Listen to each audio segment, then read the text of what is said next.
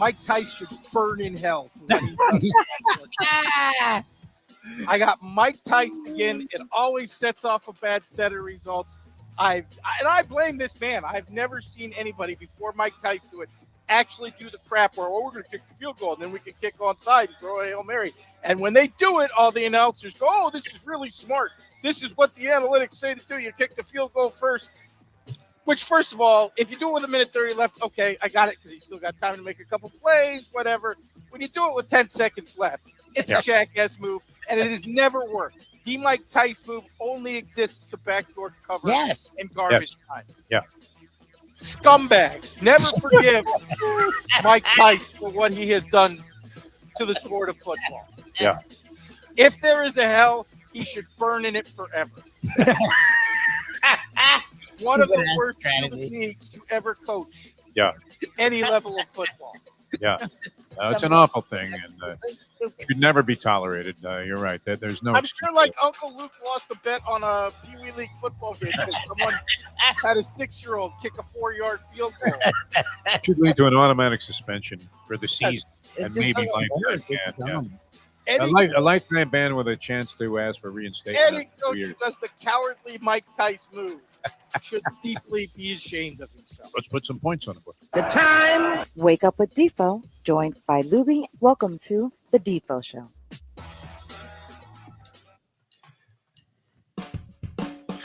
Very pleasant. Good morning, everybody. Welcome to a Wednesday edition of the Defo Show. If it's Wednesday, we go old school with Tony Segreto. That's coming up about 8:30. Ed Garcia from Texas Roadhouse Restaurants, Mr. College Football, will also join us as we get set for another week of college and professional football. We do get the weekend off in terms of Saturday and Sunday activity with your Miami Dolphins. And as we said, somebody's O has got to go. In this case, it's in the win column, unless you go through overtime. That would be pretty dreadful, wouldn't it, to go through overtime, end up in a tie? Yeah. A 10-minute overtime now. So it is possible. It is conceivable.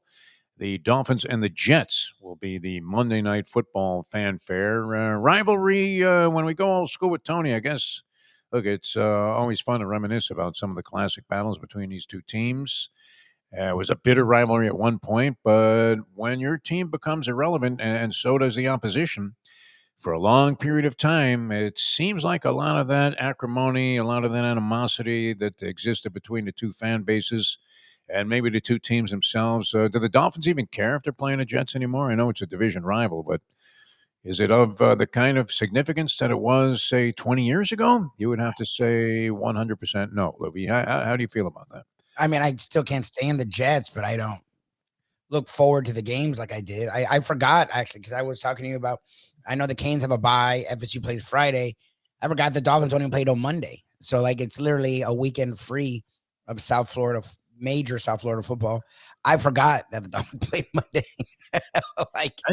No big deal. I totally forgot. Yeah, I totally forgot. 2-0-3 teams going after each other, each one trying to find their identity. I don't know why there seems to be a general assumption somehow that Miami is going to win this game, that this will be their first win of the season. Are you sensing that from whomever expresses any interest in the Miami Dolphins around town? Oh, yeah, we'll beat the Jets. That would be the startling wake-up call, would it not, if they got crushed by the Jets on Monday Night Football? Oh, yeah. I mean, then I think you could probably amplify all of this conversation about Mike McDaniel and Chris Greer. And should they get blown out by the Jets, you would have to think Stephen Ross, patience be damned, would just pitch a fit and open up and give a speech in the locker room, much like we saw yesterday in front of the United Nations. Boy, I tell you what, just when you thought it couldn't get any more bizarre than the Tylenol autism link with Dr. Oz in the background there and mumbles JFK Jr. What did he say? Don't take Tylenol. Did you catch any of this? I happened to come home just at a time where this was on live, and I started watching it, and I have to say it was beyond amazing, wasn't it? Among all of the speeches, the dress down in the Oval Office of Zelensky. At that point in time, I was thinking that this can't get any more crazy, any more Meshuggah, any more bizarre. But this one, I might have been the capper for me. I don't know. Did you catch any of this activity yesterday? That's the Global warming is a con job. I mean, you're selling that to people. We're watching typhoons hitting Cleveland, for God's sake. selling it to people all around the world that know. Like this wasn't a rally speech in front of his base. This was world leaders who are extremely highly educated, extremely well read, and fully believe in science. Thank God. How do you interpret that into Somalian or some other foreign language? I don't know. All these people there speak English. They all knew everything. A lot of them have the headsets on, though. They're listening through interpreters because that was a big job. I knew some people that were UN interpreters. Where I mean, look, not everybody speaks English. That was in attendance there. You think that came across as bitter and unhinged and lunatic fringe type of language? Yes, it did. In any language? What do you think? Again, most of these people, it's like when you had Ichiro, where they don't feel comfortable with English, so maybe they'll have most people understand English, especially if you're leading a country. You have to deal with America. You're speaking English, so the world understood what he was saying, and it's interesting. He used to, and that's why people like me feel like the dementia's there. He used to, as bad as he was, would pick spots and tone it down a little. He's not toning it down anywhere. I mean, like everything he did there was like top level insanity. Like it was like all the stuff. I don't care what you believe and whether you think the guy's right about everything like he claims to be, but I mean, in front of the United Nations. Well, then he brings up the poll. Like it's clear his poll numbers are low. Like he's only does that because he's projecting. Like even his own people admit Fox's poll numbers are in the low 40s. I mean, his real poll numbers are in the low 30s, but at Fox, it's Fox, but they're still in the low 40s. Like there's no poll where his numbers are solid. His own people aren't happy. Like that, my poll numbers are high. First of all, even if they are, why are you randomly bringing that up at the goddamn UN? Like that's freaking weird. Like the global warming thing, dude. Everyone knows it's real. Like why are you bringing that up at the UN? He talked about vaccinations. He talked all the crazy stuff he's doing here. That even here we're like, what are you doing at the UN? Like, come on, man. Like, he just made us look so stupid and just moronic. It's like, and we're not allowed to liken him to the people he clearly wants to be. But like, when you heard their speeches back in the day in black and white, they didn't do the crazy stuff. They tried to do the stuff that made their country look good. Like, he's not even doing that. Like, he's on some. This was out there 2 days in a row. Like, why is he giving a speech about medical stuff? Because he has no idea. And then why is he talking to the UN when he hates every country that's not America? He doesn't really like America, to be brutally honest. So like the only countries he likes are the countries we hate. So I don't, at some point it's like, why is he still talking? Just put him in a room somewhere. Like let him go in a room. We have to deal with him for 3 more years. Wouldn't you have thought that was some imposter that would be taken away in like a jacket that ties in the back? It was weird. The whole thing was weird. I don't want to dwell on it because it just gets more bizarre every day. But I don't think you can. Well, whatever your opinion is, if you watch that, you had to. There are people, though. I ran into a guy last night that I have great respect for. Terrific guy, very nice to me. And first thing he said is, "Okay, no politics." So maybe we should adopt that policy here. We try to stay out of it. I don't think you can ignore everything that's going on in the world and actually take any kind of a position in the public eye as a commentator. All right, baseball was great last night. A lot of stuff happened in Lubie, and believe it or not, your Marlins are not mathematically eliminated yet from the wild card chase. It's annoying because they're not going to get there, but they're playing really good baseball. 7 in a row they've won. They come back. They're down 3-0 in the 8th inning to Philadelphia last night. They end up coming back and tying the game. Then there's an hour rain delay. I believe it took place between the top and bottom of the 9th. Yeah, it was like the 9th. I got home and I saw some program on instead, like a rain delay theater, which used to be those old Jimmy Stewart movies, Carver and Williams, and some of the other things that he did. And the Monty Stratton story, my all-time favorite, where he got wounded in a hunting accident, had a peg leg, came in, pitched in the All-Star game. Everybody loved Monty Stratton, and so the other team was feeling pretty good about the idea that even Monty Stratton had a chance to beat him and was looking good in the process. And then I'll never forget the line there where the manager comes over to one of his batters and says, "I hate to do this, but bunt on him." Here's this poor schmuck with one leg, and they're going to bunt on the guy. Like me hitting drop shots against Dr. Jerry. To do this. Bunt on him. They start bunting on him. The first one, he falls over. June Allison was his girlfriend or his wife. She's in the stands sobbing, can't watch, covers her eyes. And then, of course, on the next play, they bunt on him again. And he comes in there, scoops it up, and in one motion, as if he was Manny Machado, he throws the ball under. And it looked like Ken Caminiti throwing a guy out on a slow roller to third base. And he gets the guy out, and everybody's happy because that's how those kind of movies ended. So they had some kind of version of Rain Delay Theater, one of the FanDuel TV programs now. Wish they would just show horse racing while that was going on. I come back to it, so I decided to see what happens. Bottom of the ninth, and they managed to get out of that. It ends up 3-3, goes to the 10th. Marlins score a couple. They give up a couple in the bottom of the 10th and then come on and win it 6-5 and 11. So that's 7 in a row. They're 4 games out of the wild card. But there was many developments. I don't know, Lubie, how do you feel about have you had a chance to follow any where you were following a team or you had a team involved in a race that involved a major collapse by one team or the other? I want to say it was 1964, going all the way back. What is that? 36 plus 25. We're talking 51 years ago. The Dolphins 2 years ago. The Dolphins literally had like a 3-game lead with 5 games left in football. Yeah. It was like impossible, and they're playing the Titans. It was a 64 Phillies. Gene Mock, when he threw the spare ribs around the locker room there because he was so frustrated, and they ended up in some monumental collapse. I want to say too that when the Miracle Mets in 1969 won their National League pennant, that the Cubs had a huge lead and ended up losing a substantial portion, maybe even like 8 or 9 in a row at the end of the year. I may have the year wrong on that, but I know the Cubs under Leo DeRocher had an incredible collapse. And it's always interesting when that happens. So we're seeing one with the Tigers. The Tigers, have you had periods of time, Lubie? I would imagine so. I think probably this is applicable to most people, where you have had a period of time where everything just seemed to be going wrong. Everything was going against you. Oh, good, yeah. Right? You lose your job, your car breaks down, your girl leaves you, you're out of money. Yeah, right before we got together, literally, a girl I was with broke up with me. The job that I liked, that I thought was like, okay, radio is not going to work out, but at least I could do this and I'll make money. They got rid of me, and I don't know why they got rid of me. They just do it.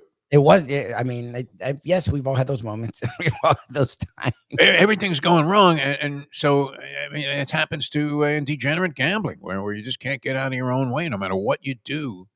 Even if you put down $2 on a show bet on some horse that's 1-9 in a 5-horse field, and you're thinking, I just want to go to the window and have the streak break by cashing any kind of ticket. I don't care if it's for $2.05. I just need to cash a ticket.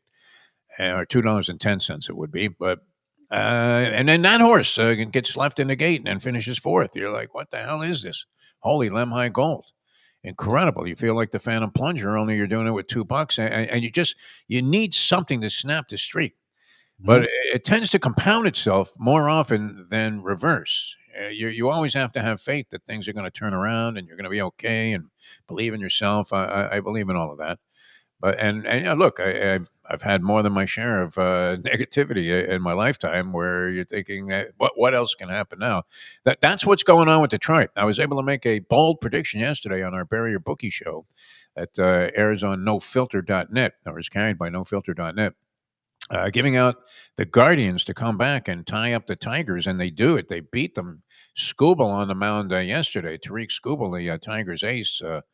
Cy Young candidate every year and been terrific this year. We did see him get touched up by the Marlins, and then he left the game with an injury a couple of starts back.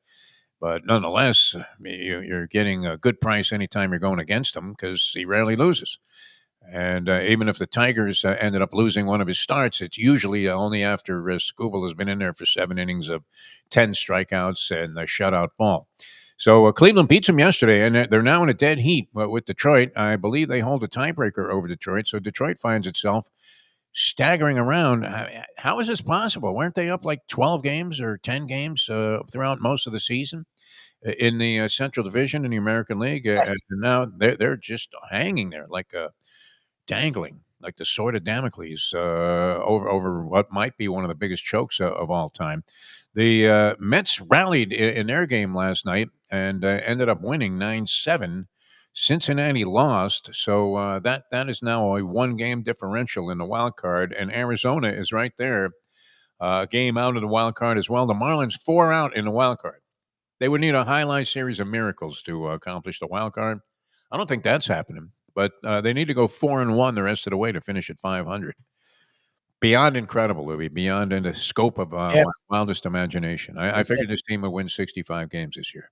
Well, and then after they played so well, they went back into the tank in August where they were horrendous and they weren't pitching well again. They weren't hitting again. Like they went back to what we saw in April and May. Yes. And then this month, they started out okay. And then they kind of dipped, I guess, late April and May? I just know that they were really bad for a long time. Yeah. And they got really good. And then they went off a cliff. But it's impressive that they've gathered themselves again. And they have been really good this month. And they have a really good shot to finish 500, which is utterly insane. Like we thought that they would be struggle for them to get. We were like, well, they get to 65. They're up against it tonight in Philadelphia. Luzardo, the former Marlin, of course, has had a phenomenal year. I don't know if you call it phenomenal. He's 14-7 record-wise, 4.08 earned run average. Is that good enough to be considered phenomenal?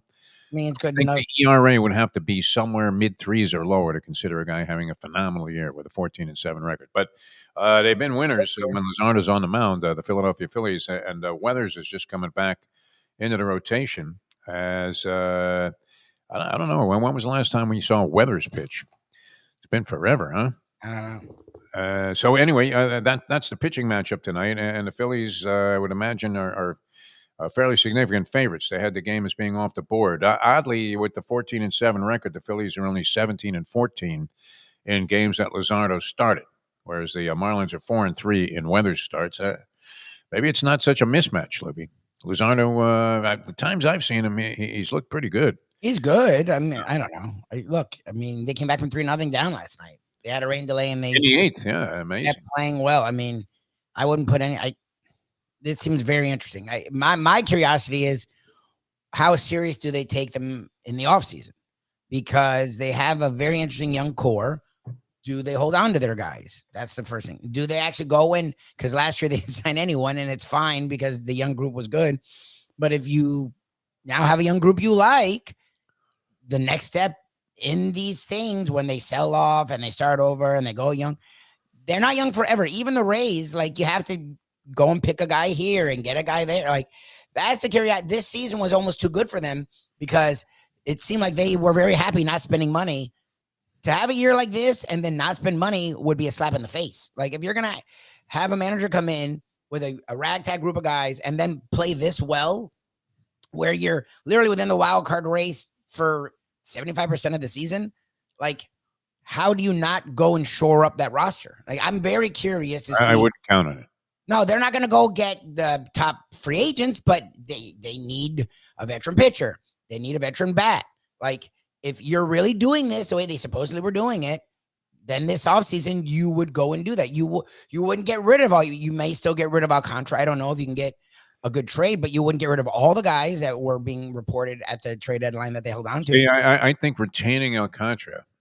No, I mean, unless you had some phenomenal offer, but the way he performed after he got himself together, following the Tommy John return, he was awful. You thought he was finished, and you thought, geez, what a mistake it was not to trade him in the offseason. You couldn't unload him by the trade deadline because you weren't getting any value back. And then since that point, he's looked more like Sandy Alcantara, the Cy Young winner, than he did Sandy Alcantara, the washed-up Tommy John surgical survivor. Yep. So, but you need an ace and a veteran somewhere. If you're going to have a young team, don't you need that one guy?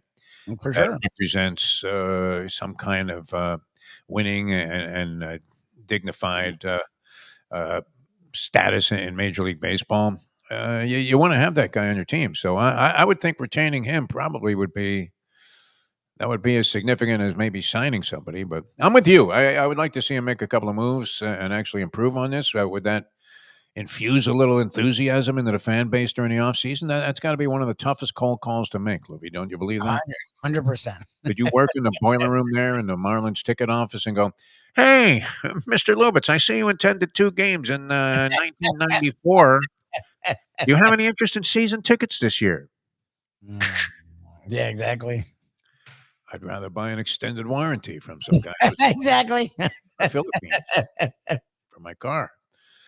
All right. So anyway, that's an interesting development. Yankees win. Toronto loses. Yanks now one game, and they clinched in the process a wild card berth at the worst, but a chance to win the division now. One game back. The Padres won, and the Dodgers lost. So that race is 1.5. But the Padres had already clinched a playoff spot, as have the LA Dodgers. So it's just a question of who wins the division and whether or not a bye in the first round is involved, which I would think would be significant. So.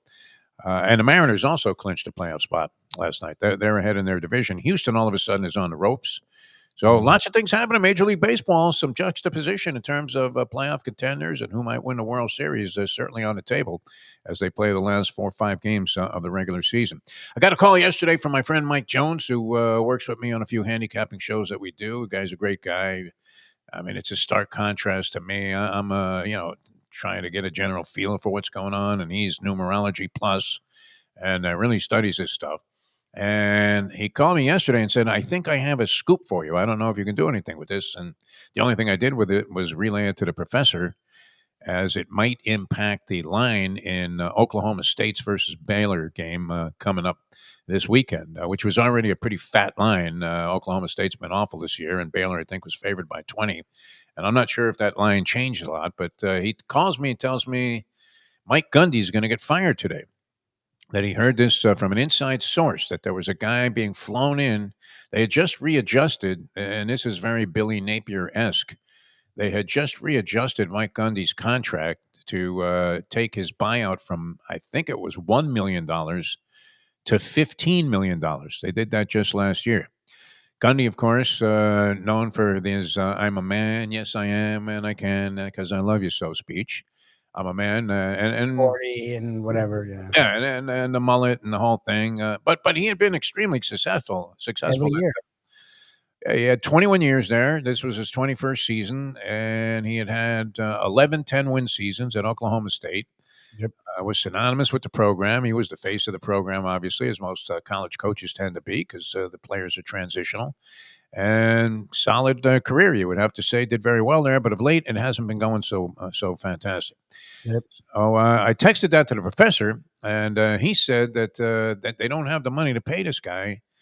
And Mike's information was that some booster was being flown in with a satchel full of cash. That's literally what happened. Yep. That's literally what happened. So I got to give Mike Jones a lot of credit there. He was on top of that. Hello, Adam Schefter. Where were you? He doesn't do colleges, but no, he's not a college guy. Inside information is always important. You could have, I don't know, could you wager on whether Gundy was going to get fired yesterday? What he did. Maybe. And it turned out my guy's information was spot on. They found some guy, flew in from out of town or whatever. He had the money, and here you go, Mike. Sayonara. Yes. So I don't know. Is that of any great significance, Lubie, in your opinion, that Gundy got fired? I mean, the problem is there's already UCLA, VT, and soon to be Florida. And these are all equal to or better jobs in Oklahoma. Oklahoma State became a solid job under Mike Gundy. Before Mike Gundy, Oklahoma State wasn't a good job. And T-Boone Pickens. I mean, Jimmy was there at one time. I mean, in the late 80s, Jimmy had his small run, but like, I don't remember Oklahoma State contending or doing anything until Mike Gundy was there and T-Boone Pickens put his money behind it. And that combination was huge for them, where they were consistent every year. I think they were decent last year. It's literally just this year they fell off a cliff and they're done with him, which is interesting because, again, you're going up with UCLA in that market and they have lots of money. You're going up against VT, a pretty decently storied program that's fallen on hard times and is trying to figure things out. And then Florida is going to be firing Napier. That is a top 10 or so job. I mean, the money that they have on their own, let alone the SEC money, let alone they're right in the thick of the best recruiting base you can be in the country. Like, Florida is well known as one of those jobs where, you know. You think Gundy is going to be a candidate for all of these jobs? I don't know. No. I'm talking about Oklahoma State firing him. Oh. Like where you fit in the coaching hiring ranks is pretty low to me. Like, that's the only reason why I was like, I would have seen them not just running to get rid of him, because I don't know where you go if you're Oklahoma State. Gundy, I don't know who's going after him, because I do think they were right to start questioning him because it feels like this is the beginning of the end. Like he was bitching about all the things that aren't going anywhere. He was bitching about the transfer portal. He was bitching about the NIL. Okay, the guys that are doing that are guys that are ready to go. Like the young guys aren't bitching about it. The young guys are embracing that and they're taking full advantage of it. Like the guys you've heard complain are Nick Saban, gone. Like Kirby Smart starting to complain. Well, we're seeing Georgia not just run. Even Jim Larinaga was Larinaga left, or they on his own. Like it's these older guys that are like, yeah, I'm not even trying to deal with all that. Gundy's getting there. Gundy's got to be in his. Is he like 50s, 60s? Like he's been around a long time. Like he was 40 when he made that speech. How long ago? Someone will give him a job, I presume. I don't see him being this hot coaching candidate. I don't know what to do with him because I think he's 1-10 in his last 11 games. He was just ranting about all the things that these programs are going to want a guy to do. Like UF's definitely going to want a guy because Napier's not great with the transfer portal. And Napier's okay at recruiting. He got a little bit better at recruiting this year, but he's still not good. They're like borderline top 10. UF should be a top 10 recruiting program every year. Like he's been borderline 10 to 15 every year. Like Gundy's never had to recruit. Like Oklahoma State doesn't recruit.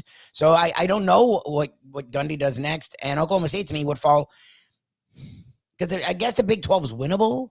So maybe that's the thing is that you don't make the money in the Big 12, but who else is there? Texas Tech. So maybe that job's interesting because you can compete with Arizona State and Texas Tech every year and have a good shot. Whereas if you take one of these other jobs, it's going to be a death knell. I don't know. I don't know where Oklahoma State falls in that thing. And he's not having a good year, but I want to run to get rid of him because I don't know what you're doing there. Like, I don't know what's next for them. Loses to Tulsa at home. I think that was the first time they might have they beaten Tulsa ever since like 1951 or something. I thought I read something along those lines. Might have been a home game. 69-3 losers to Oregon last week. And sayonara, find somebody with $15 million and let's get this guy with the mullet out of here.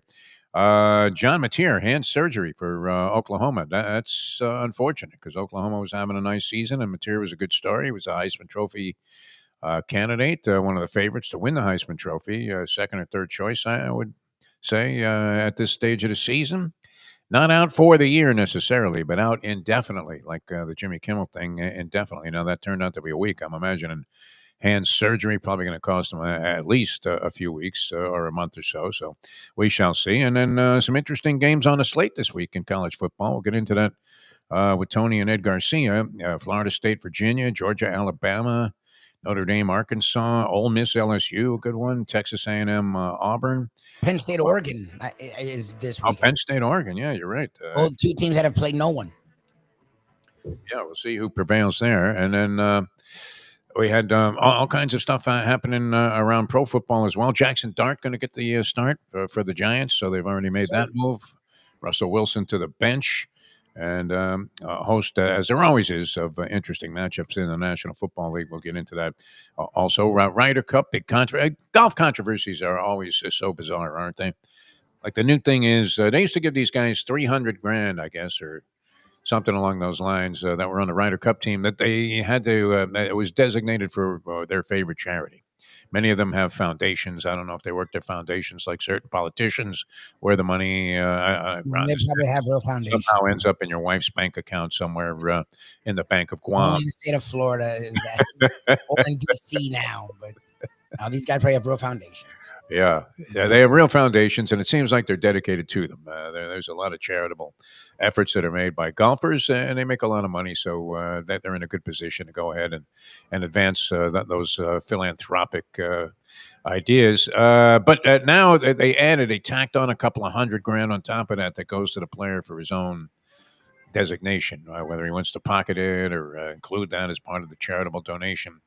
And it's created the big controversy around the Ryder Cup this year because the European players are doing it for country and the love of their country.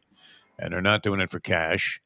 Some of this venom was pointed at Xander Schauffele, who, for whatever reason, he said that he didn't get the right size hat, but he didn't wear the USA hat last year. And Schauffele, yeah, he's always wearing a golf hat. Have you ever seen him play without a hat on? Do any golfers play without a hat? Because it's a billboard. Who's out there playing without Jesper Parnevik? Was he wearing a hat? Yeah, he wore a real funky hat. Guys used to wear hats. I mean, they all wear a hat. Wear hats? They all wear hats. Who doesn't wear a hat? I think you have to wear hats. Skin cancer, I guess, would be the issue Well, I there. mean, it's another way to show off a sponsor. I don't think they're worried about skin cancer. It's your clothes can't really. Again, it's golf, so you can't wear flashy stuff. So how do you show off your sponsor? Your hat. Hats are usually well decorated with emblems and insignias. And, but now wear a hat because you sort of how else do you advertise? All right, so that was a big thing. Like the last time they contested the Ryder Cup, he didn't wear the hat. He claimed it didn't fit him, the hat that he got, and he was wearing a hat this time. Now that the players are getting paid, so naturally he was the target of much of this conversation and ugliness between the U.S. team and the European team, because the European guys they're all blokes, right? They're ready to go out there. They'll play for a 6-pack of Guinness Stout, whereas these guys.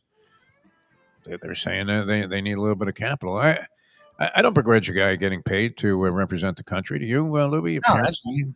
I mean, they're taking time out of their schedule. I think in the Laver Cup, which is in tennis, everybody's getting a million plus that's participating, and that's why you have many of the top guys that are very happy to get involved there. Otherwise, you're dealing with a bunch of second-tier athletes in the sport. Who really wants to do that? All right, should we introduce Tony or go to the break here? Let's show people what this guy looks like. Say hello. God damn. Again, Tony. Again, you look great. What the hell? It's the water. With Joe B's? That's the water. It's the water. How come you look so good, Tony? You look fantastic, sir. Thank you very What's much. the story? I mean, really, give us a secret. Are you I want to know what you're doing, Tony. I think you should share this with the public. Oh, my God. You're funny. 75 now? 75 and kicking. Oh, that was a tough wow. You're kicking butt, kid. All right, we'll come back. We'll get Tony's thoughts. And I don't know. I'll relay the story to you about what happened with the tickets. Oh my God. No, it turned out okay. It was an unfortunate circumstance. Don't tell me. Tickets were used and it went well. Yeah. Tickets were used and it went well. But it didn't exactly go as it was as planned. Coming back with that story and more. Well, you guys know the story. Tony doesn't. Coming back with more in a moment. Now that. Thank you, though, Tony. It was great. 8:36. Hey, folks, Tony Segreto here. Let me ask you a question. What do you look for when you go out to eat? Good food, obviously, friendly atmosphere, not too loud, but good energy, reasonable prices, and a place where you feel comfortable. All those ingredients, no pun meant there, are hard to find unless you're talking about the Texas Roadhouse. You see, they encompass all of those attributes. Really, really good food, amazing atmosphere, good for a family, good for a date, or just a night out for yourself, and prices that will make you extremely happy. Their ribs unmatched, steaks hand-cut every day. Everything, and I mean everything, is made on site, including their incredible bread. It's the one day, folks, that you can forget about low-carb diets. Trust me when I tell you, Texas Roadhouse, your restaurant, your destination when you say, where should we go and eat tonight? From the newly renovated sports bar to the beautiful bayside views captured at the Tiki Bar, Jimmy Johnson's Big Chill has it all. Located at mile marker 104, the Big Chill also offers waterfront dining while experiencing breathtaking sunset views of the Florida Keys. It's simply the hottest spot in the Keys to cool off. That's Jimmy Johnson's Big Chill at mile marker 104 in Key Largo. For more information, call today at 305-453-9066. Recently, Joe Bees. The bees collect the pollen, bring it to Joe, he packages it, and he gets it to you. It's simple, 100% natural, and it's good for you. There's only one place to get Joe Bees, and that's from me. Joe B. If you want to look and feel good, call 877-300-5632. What we gonna do right here is go back, way back into time.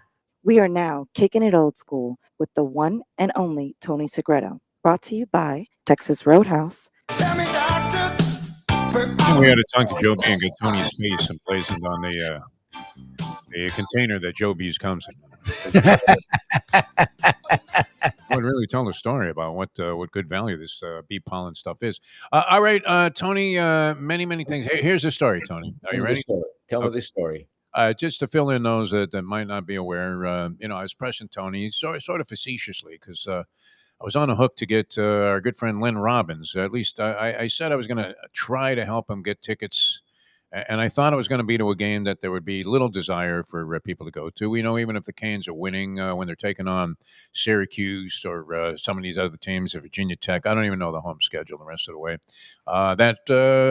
you're going to get like 35, 40,000 people there. There's going to be 20,000 empty seats.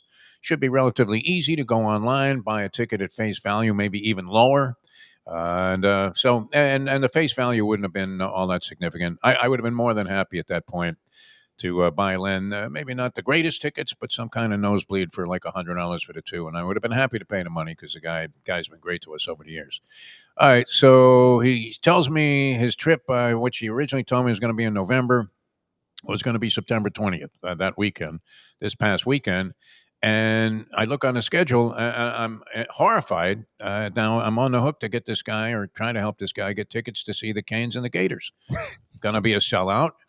Even if the Canes fans don't want to go, the Gator fans are going to buy up the rest of the tickets. And they're willing to pay anything to go see a game because they all have money. They're all dentists, doctors, lawyers, whatever. So I impose on Tony. And look, Tony, I know the game here. I hated to do it to you because you were the only guy I knew at this point that I could count on that had any significant pull with the University of Miami. And look, Lubie's been subjected to this. I have for my entire life. Hey, can you get me 2 tickets to this? 100%. Yep. And you want to do it for everybody, but it's just not possible. You can't. You can't. Right.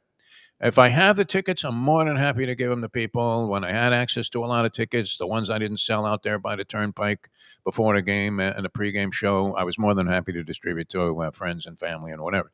All right, so anyway, Tony comes through like a champ, and this guy emails me 2 tickets, and when I looked at the location, I almost fell out of my chair because they were 50-yard line lower bowl, about 20 rows up, and it turned out the face value on these tickets was $350 a copy. All right. So I'm, being technically inept, I'm trying to figure out how to download these tickets, and I can't figure out how to do it. And finally, I figure, okay, let me take this out of my hands because it was very easy to transfer the tickets to the person that I was trying to give them to, and that was Len Robbins. So I put his email address in there, and I submit them to be transferred to Len Robbins, and I figured, okay, he'll figure out how to access the tickets. He's probably better at it than I am. And sure enough, I don't hear back from him the day that I sent him the tickets. Nothing. The next day, another day goes by, and I'll stop you here. Yeah. I want to hear the rest of the story. Yeah, I mean, it's okay. There was nothing you could do about it. There was a debate, a moral debate, an ethical debate, and I surveyed several people about which way to go, and everybody was in agreement that it was an atrocity. I even had this other thought. Oh, God. But I won't say it didn't cross my mind, Tony. Anyway, so I'm thinking something's up. And I'm taking my walk of life, my friend Jimmy Walker, who I don't even know his last name, even though we've been hanging out for like months together. And I said to him, boy, there's something's up. I told him the story about how you got us the tickets and everything. And that I went out of my way to make sure that, I was going to try and accommodate this guy and that you were the only reason I was able to do it. And I said, I haven't heard from this guy. It's kind of strange. I said, if the guy, for some reason, I was just sensing something was up with Len. And I said, well, my option would be maybe, it was very easy to go ahead and sell these online. It was easier than downloading them. But I thought, I can't even approach that. The thought that it even crossed my mind was, you can't do it, right? You went out of your way, you pulled a string. How can I, in any kind of good faith, live with myself if I sold the tickets and picked up? I would imagine they were probably worth over $1,000 a copy because the game really was.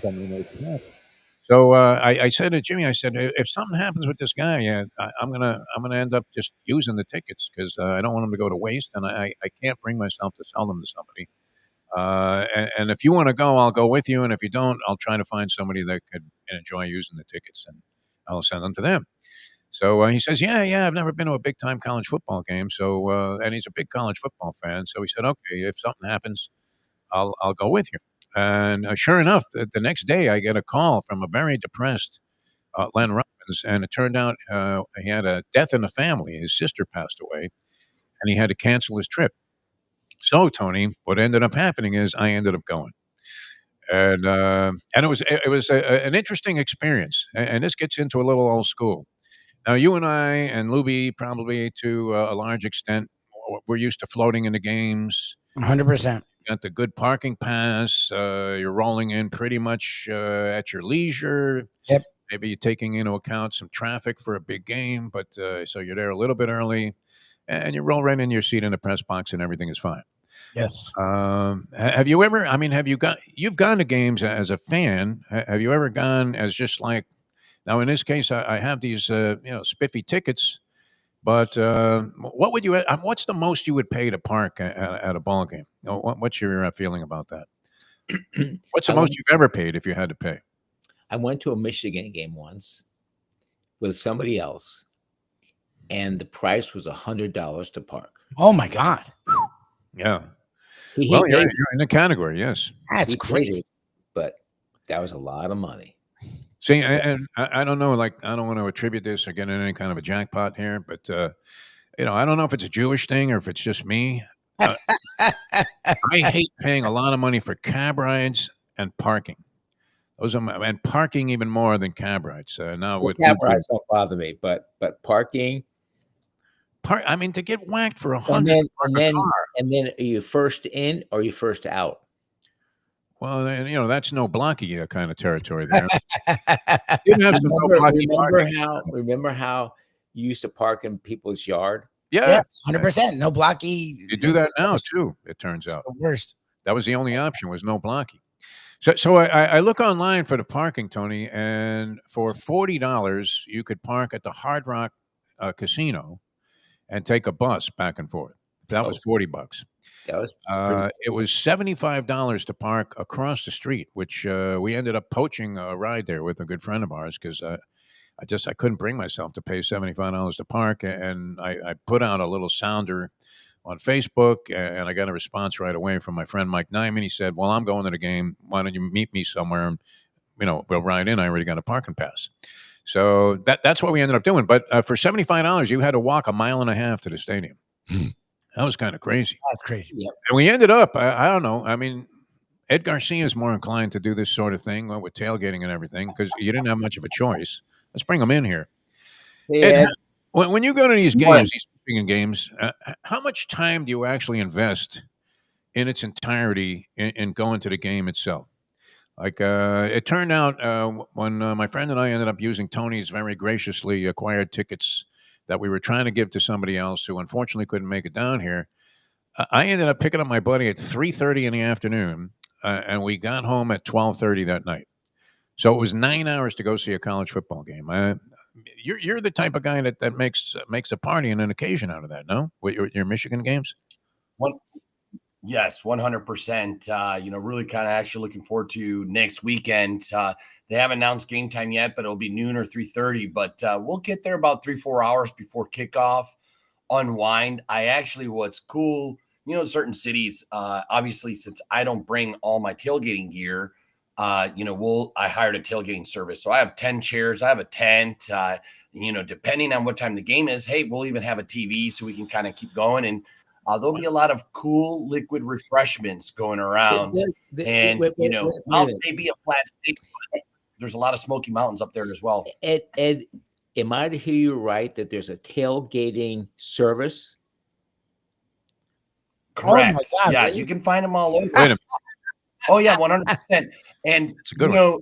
And Tony, I've parked where you parked before for the 100, but I did bring a Sprinter van. I usually do that Michigan State weekend. I bring a Sprinter van because I use the porta potties till like the lines get long, and then I use the Sprinter van, for that T-1 hour. It's nice and clean. Then you have a little bit of a kitchen in there. But December 30th, we're gonna watch the Dolphins. Well, I don't know. We're really gonna watch the Dolphins, but the Ravens are coming to Hard Rock. So I'm throwing a big game. A big tailgate at December 30th. So check us out. There's probably a good 30 of us, a whole bunch of really cool roadies that are going to be there. I'm always amazed by these people, Tony. I don't know about you. I used to love it because I was at the games way early doing the pregame shows for both the Canes and the Dolphins, and I'm astonished at how tailgating has progressed over the years. Oh my God!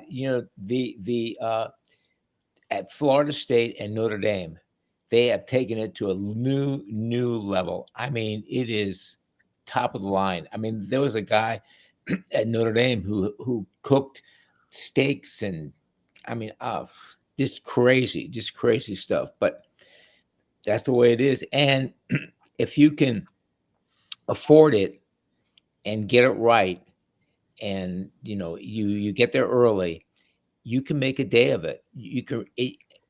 I think you're almost forced to. Though. I mean, it is a day. You literally tailgate 2-3 hours. The game's 3 hours. After a lot of people tailgate because traffic's insane. It's like 8 or 9 hours. I mean, if you really do, FSU games, the game would be at 12. We would start tailgating at 9, and you wouldn't be done till 3, 4 o'clock. And that was when we would walk to the game. And it was like a 7, 8 hour. If it was a night game, we would start tailgating at 12. And we would be like, we were like happy to get to halftime. We're like, oh, we made it. Just like you're 9 hours in. Even college kids drinking. It's 9 hours of drinking. It's 9 hours of drinking. I didn't invest that much time in a game when I was working the games and had to be there 4 hours before and 4 hours after. I don't know. Do you ever do any of those post-game shows on the radio, Tony, where you were taking calls like 4 hours after the game? No, you got out of there right after the broadcast was over. Yes. I would come on, replace Sonny Hirsch in the press box there, and then conduct a 4-hour call-in show after every Hurricane game. And the funny part was you wouldn't run out of calls until like the very last few minutes. All of a sudden, they'd say, hey, only 2 guys on the board. There was such a reaction to it. Now people are excited about this. I want to get both of your guys' opinion. Lubie and I have talked about this game. I wasn't overwhelmed by the Hurricanes' performance in this game, and I kept thinking Cristobal factor all the way through until the very end of the fourth quarter. It was the last 4 minutes. Were you, as impressed with as maybe the rest of the country and the pollsters were with the Hurricanes' performance against Florida, Tony? A rivalry game, you got to throw that out because there's I'm playing against Ed. Ed's playing against Mike. I'm playing against you. Mike's playing against Jeff. It's that way, and you play harder. There's something about looking across the line, of scrimmage, and seeing your friend, and it's just that way. So I kind of threw that game out. I think Miami being ranked as high as 2 might be a little much, but that's the way I see it. Yeah. What did you think? Did you catch this ball game, or were you immersed in Michigan? I was immersed in Michigan. Right, that's correct. And they came out big with the 30-27 win. But looking at Miami, I think I felt the practice. We didn't go 100. Miami did not go 100 on that. Florida came hungry. Defense was sloppy. Overall communication was sloppy.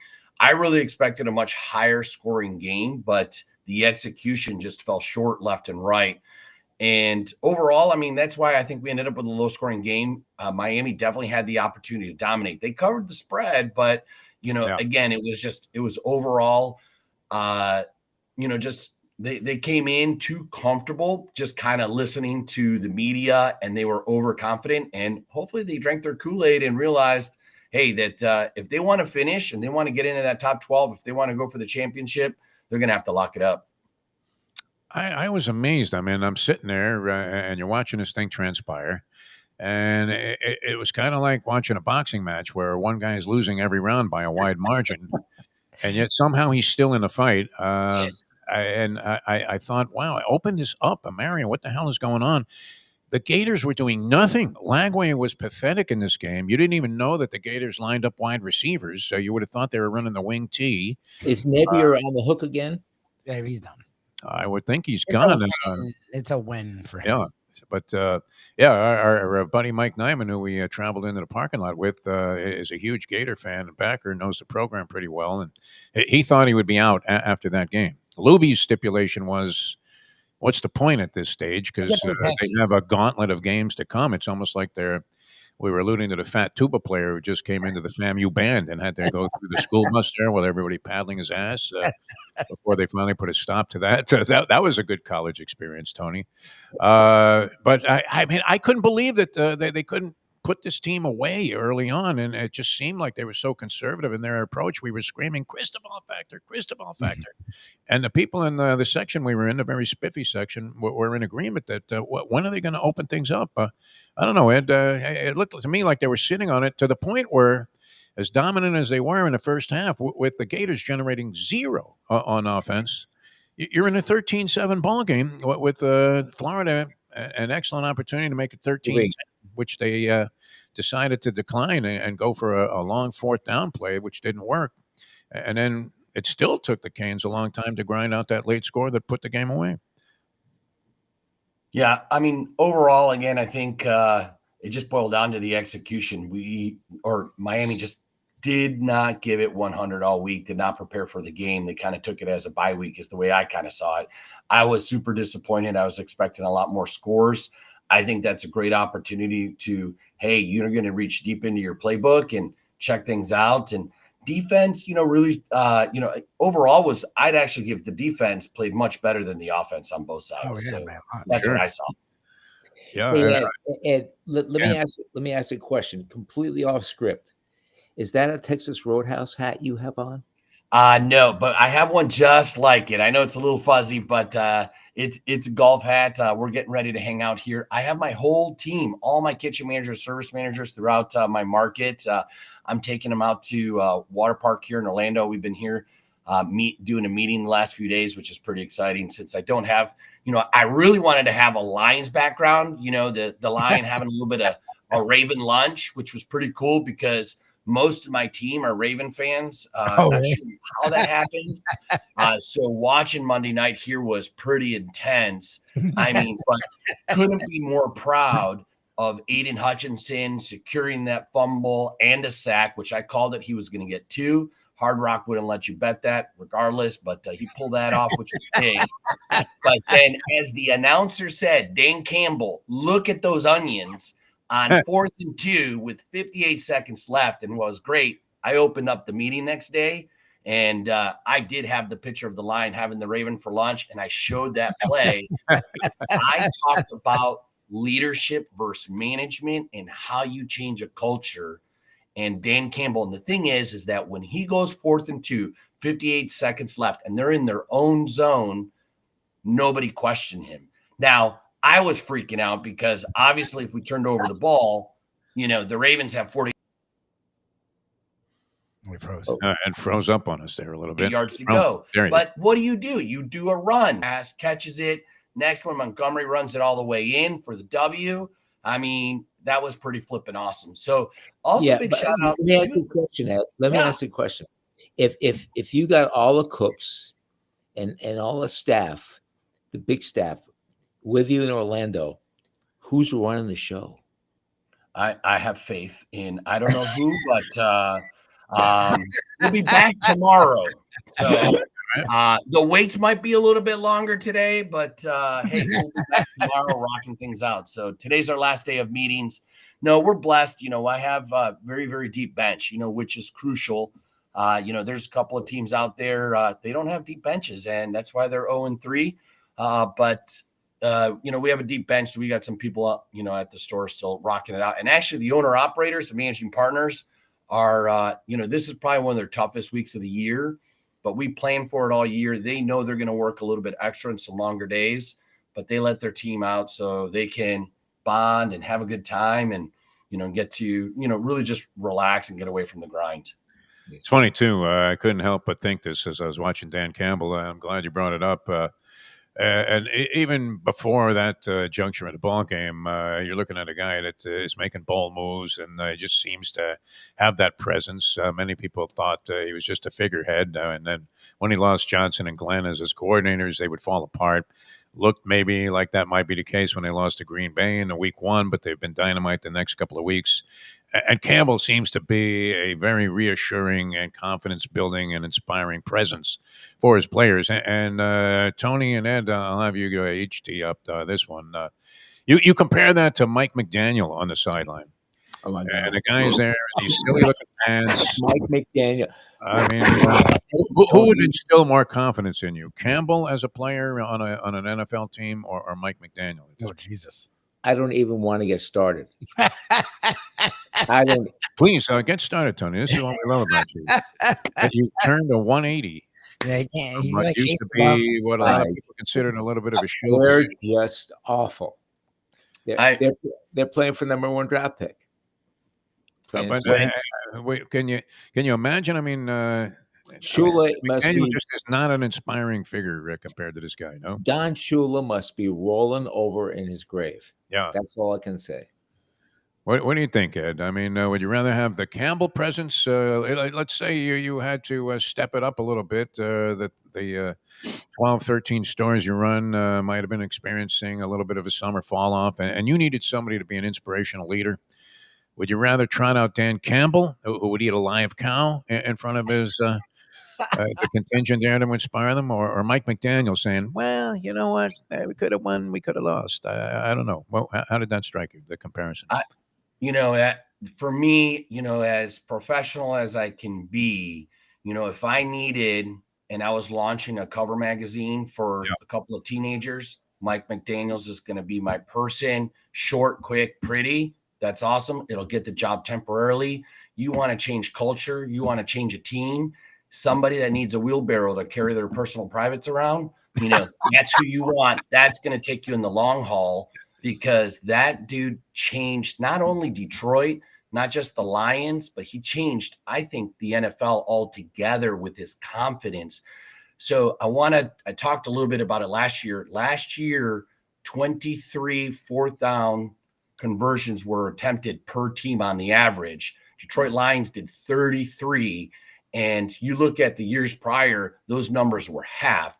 Yes. Because, again, he just changed the way football is played. He brought really cool, in a sense, trick plays, thought process, and just the audacity to go and win. So I'll take Dan Campbell, 1,000-1.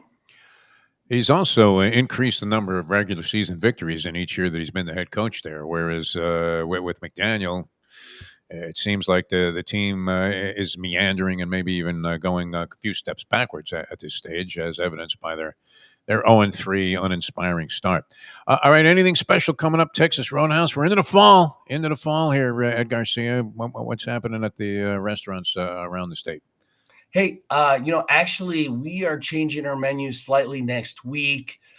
This is going to be a great family item. We're bringing in a new appetizer, mozzarella sticks, which we're actually making the marinara in-house. We did that yesterday. We're taking some crushed tomato, real good Italian olive oil, and we're just making this really awesome marinara that you can dip it in. So if you're looking for something, because again, the snake bite's got a little bit of a bite to it. Obviously, it's not real rattlesnake, okay? It's our 2-day homemade jalapeno popper. But if you're just looking for something simple and easy and you just kind of want to dip in some marinara, that's going to be joining the menu next week. You'll see it in all 12 of my locations starting next Wednesday. And then for the Bubbas, the want the big steak, we have the 8-ounce strip and the 12 strip. Well, we're bringing back the 16. So you can get that 1 pound strip, which again, I've probably mentioned this before many times in the radio. That's my favorite cut. I do love the ribeye, but what I love about the strip is you got that marbling, better known as the fat cap, all along the top, but you get, it's a tougher steak. I hear you loud and clear, but I want to feel like a man when I'm eating my meal. So I enjoy that one. That's my favorite. I'm pretty excited about that. On that, we got the $5 margaritas every day, all day, including $5 beers, and we really hook up my buddy all the way from Texas. We use, the Shiners, our $5 beer. It's a phenomenal beer. So if you want a good bock, come on in and join us and have a great time. And you got the 1 pound potato. Oh, that's right. Yep. We have a 1 pound sweet. We have baked potato, butter, sour cream, cheese, and bacon. Might as well go all the way. All the way, baby. The best. I love it, man. I love it. Good stuff. And without question, I mean, there is no debate on this. The best value when it comes to steakhouses that you'll find anywhere, quality to price, just an incredible bargain for the people out there. And that's why you're packed all the time, all over the place. I will be in a couple of weeks. I believe I'll talk my friend into visiting the one in Lexington, because I'm going to head up there for a little Keeneland racing. And I was impressed. We couldn't. We had a very stubborn guy that likes to call all the shots with us last time. We ended up at some burger joint paying twice as much money for what we could have paid for the ribeye, and I'm all in on the ribeye because I want to make sure my teeth don't fall out. So that tender steak you guys have there for $30 is just unreal. All right, Ed, have a great week and enjoy the time up there in Orlando at the theme Fun. park.